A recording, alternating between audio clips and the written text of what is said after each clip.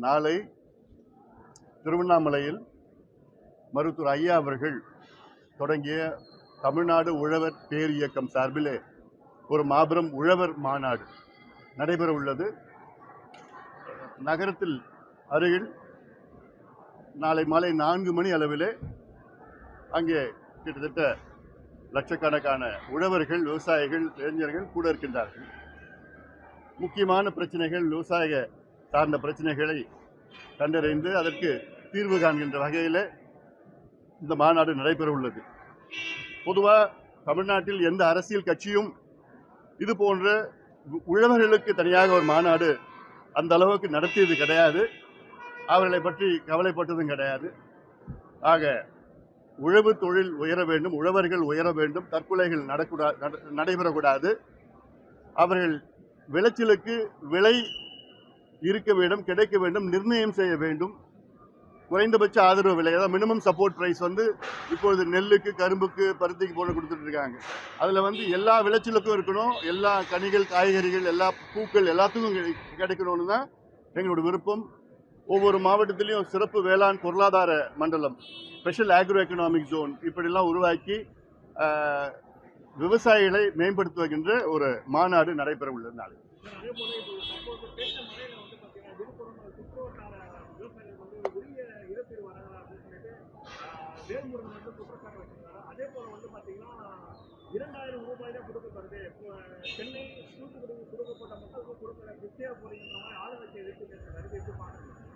இதை தொடர்ந்து நாங்களும் சொல்லிட்டு தான் இருக்கிறோம். உண்மைதான் அது. அதாவது சென்னையில் மழை வெள்ளம் வந்ததுன்னா அவங்களுக்கு ஒரு வீட்டுக்கு 6000 ரூபாய் கொடுத்த அரசு, தூத்துக்குடி தென்காசியில் வெள்ளம் வந்ததுன்னா அங்கே 6000 ரூபாய் ஒரு வீட்டுக்கு கொடுக்குறாங்க. ஆனால் வட தமிழ்நாட்டில் குறிப்பாக கடலூர், திருவண்ணாமலை, விழுப்புரம், கள்ளக்குறிச்சி, தருமபுரியில் வெள்ளம் வந்ததுன்னா 2000 ரூபாய் ஒரு வீட்டுக்கு கொடுக்குறாங்க. அந்த 2000 ரூபாயும் ஆளுங்கட்சியை சார்ந்தவர்களுக்கு தான் கொடுத்துட்டு இருக்கிறாங்க. சரியான முறையில் அது பணம் போய் சேரலை. அந்த 2000 ரூபாய் போதுமானது கிடையாது. அதாவது வெள்ளம் வந்த காரணமே திமுக அரசினால தான். அதாவது வெள்ளம்னா நான் சொல்றது சாத்தனூர் அணையை இரவு விடிய காலை 2:30 மணிக்கு முன் அறிவிப்பு இல்லாமல் திறந்த காரணத்தால் தான். திறந்ததுன்னா 1,70,000 கண்ணாடி ஒரு வினாடிக்கு திறந்த காரணத்தால் தான் தூங்கி இருந்த மக்கள் வெள்ளம் வந்தனால அவங்க உடைமைகள் எல்லாம் இழந்து வெளியேறிட்டாங்க. அது நான் பல முறை சொல்லியிருக்கிறேன் நான். அதில் முதலமைச்சர் ஸ்டாலினுக்கு பார்த்தா வட தமிழ்நாட்டு மக்கள் மீது ஒரு பாரபட்சம். வட தமிழ்நாடு மக்கள் பிடிக்காது நினைக்கிறேன் முதலமைச்சருக்கு.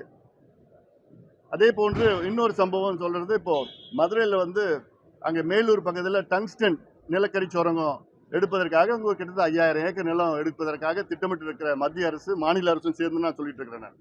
அதை இப்போ மக்கள் போராட்டத்தினால எங்களை போன்ற கட்சிகள் சொல்றதுனால இப்போ நிறுத்தியிருக்குன்னா மத்திய அரசு ஏதோ கொஞ்சம் செய்கிற மாதிரி சொல்லிட்டு இருக்கிறாங்க. ஆனால் மாநில அரசு இவர் சொல்றாரு, நான் முதலமைச்சராக இருக்கிற வரைக்கும் அங்கே டங்ஸ்டன் நிலக்கரி சுரங்கத்தை நான் இயங்க விட மாட்டேன், வர விட மாட்டேன்னு சொல்றேன் முதலமைச்சர். இதே கேள்வியை நான் கேட்குறேன், ஏன் கடலூர் மாவட்டத்தில் NLC தொடங்குற நிலக்கரி சுரங்கத்துக்கு ஏன் இந்த கோபம் ஸ்டாலினுக்கு ஏன் வரல? மேலூர்ல இருக்கட்டும் விவசாய நிலம் தானே, அங்க 5000 ஏக்கர் விவசாய நிலம், அங்க டங்ஸ்டன் சுரங்கம் வரக்கூடாது. கடலூர்ல முப்போகம் விளைகின்ற அந்த விவசாய மண், அது ஏற்கனவே NLC 50,000 ஏக்கர் விளைநிலங்கள் அழிச்சுட்டாங்க. 50,000 ஏக்கர் 1956 இருந்து இன்னும் 50,000 ஏக்கர் அழிக்கிறதுக்கு துடிச்சிட்டு இருக்கிறாங்க. ஏன் முதலமைச்சர் அவர்கள் இனி நாங்கள் தமிழ்நாட்டில் நிலக்கரி சுரங்கம் தொடங்க விடமாட்டோம் என்று ஒரு அறிவிங்களா? இதுவும் தானே நிலம், இதுவும் தானே மக்கள், இதுவும் தானே விவசாயி, இந்த மண்ணு தானே நமக்கு சோறு போடுது. மதுரைக்கு ஒரு நியாயம், கடலூருக்கு ஒரு நியாயமா?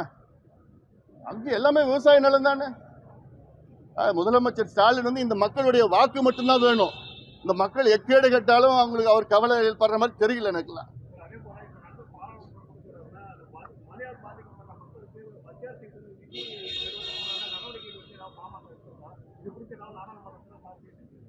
நாடாளுமன்றம் நடந்ததுன்னு பேச முடியும்.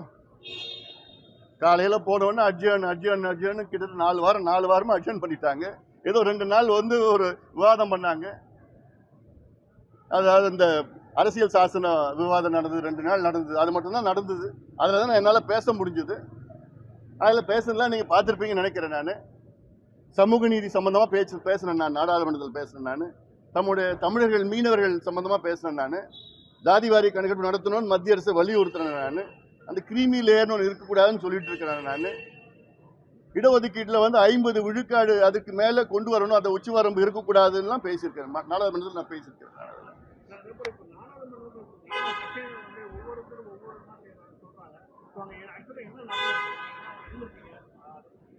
நான் அந்த நேரத்தில் நான் இல்லை. நான் அங்கே எல்லாமே தள்ளுமுள்ளு நடந்தது அங்கே, அதனால நாங்கள் இல்லை.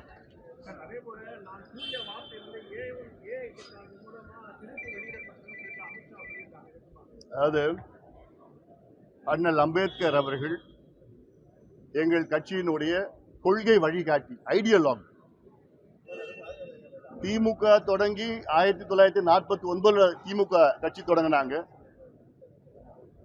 எங்க கட்சியை நாங்க 1989 தொடங்கணும். 40 ஆண்டுகளுக்கு பிறகு தொடங்கணும்.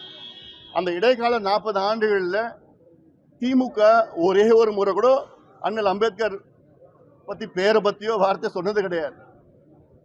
இப்போ ஏதோ அரசியலுக்காக வாக்குகளுக்காக சொல்லிட்டு இருக்கிறாங்க, அவ்வளவுதான். பாட்டாளி மக்கள் கட்சி எங்களுடைய கொள்கை வழிகாட்டி மட்டும் கிடையாது,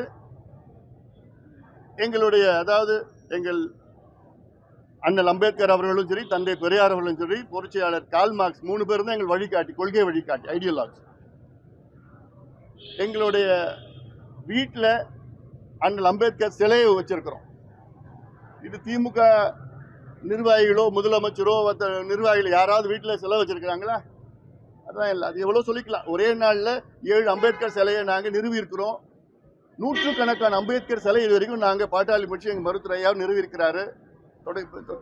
இப்படியெல்லாம் இந்த நேரத்தில் அம்பேத்கர் அவர்களை பற்றி யார் இழிவா பேசினாலும் அதை கடுமையாக நாங்கள் கண்டிக்கிறோம். அது தப்பு. அது யார் பேசினாலும் சரி, எவ்வளோ பெரிய பொறுப்பில் இருந்தாலும் சரி, தப்பு அது. ஆனாலும் இப்பொழுது அண்ணல் அம்பேத்கர் பேரை வச்சுக்கிட்டு இவங்க சும்மா அரசியல் பண்ணிட்டு இருக்கிறாங்க எல்லாமே, அவ்வளவுதான். உண்மையிலேயே அவருடைய கொள்கையை யாரும் கடைபிடிக்கிறது கிடையாது. அவருடைய சமூக நீதி கொள்கையை யாரும் கடைபிடிக்கிறது கிடையாது. அப்படி கடைபிடிக்கிற திமுக இருந்ததுன்னா இந்நேரம் நான் சொல்ற பிரச்சனைகள்லாம் ஒன்று ஒன்றா எடுத்து தீர்த்து இருக்கணும். அதை பத்தி அவங்களுக்கு கவலையே கிடையாது.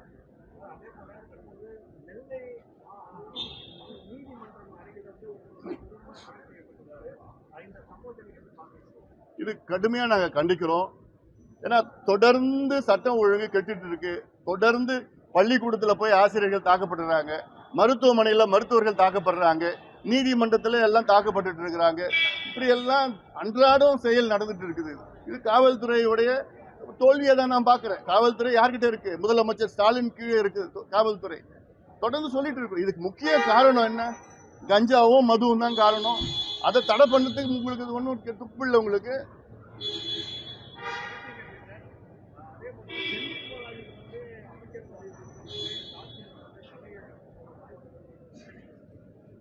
இது சரியானதான் சொல்லியிருக்கிறாங்க. இதுதான் நாங்க மருத்துவர் ஐயா சொன்னது.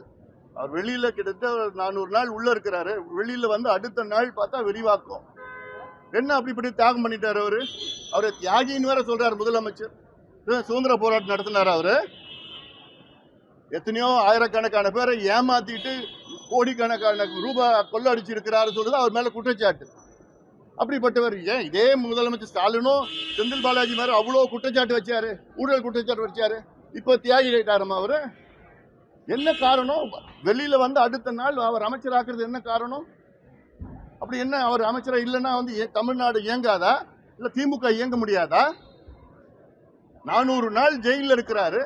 அவர் வெளியில வந்து அடுத்த நாள் அமைச்சராகிறாருன்னா அப்போ இந்த சாட்சிகள் எல்லாம் போய் மிரட்டுவார் இல்ல? அது இதுதான் இந்த கேள்விதான் நாங்க கேட்டோம். நாங்க கேட்ட கேள்விதான் உச்ச நீதிமன்றம் கேட்டு இருக்கு. சரியான முறை தான் கேட்டு இருக்கிறாங்க.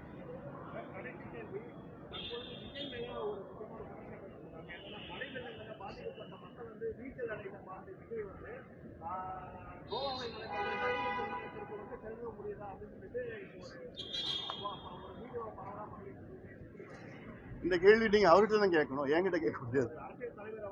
இந்த கேள்வி அவர் தான் பதில் சொல்லணும். அவருக்கு சார்பில் நான் என்னால் பதில் சொல்ல முடியாது. நன்றி.